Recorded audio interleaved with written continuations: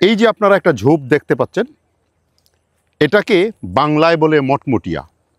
বিশেষ করে এই উদ্ভিদটা যদি আমি ভেঙে দেই তাহলে মটমট শব্দ হয়, এবং এই শব্দের কারণেই এর বাংলা নামটি মটমটিয়া হয়েছে। এটা দিয়ে যারা বসি পেতে পুকুরে এবং নদী থেকে মাছ ধরেন, তারা এর পাতা মাছের টুপের সাথে পিষে এর নির্যাসটা দিয়ে দেন, তাহলে মাছের পরিমাণ বেশি হয়, নাম্বার 1। নাম্বার 2, এর পত্র নির্যাস যদি মাথায় ব্যবহার করেন তাহলে উকুননাশক হিসাবে কাজ করে।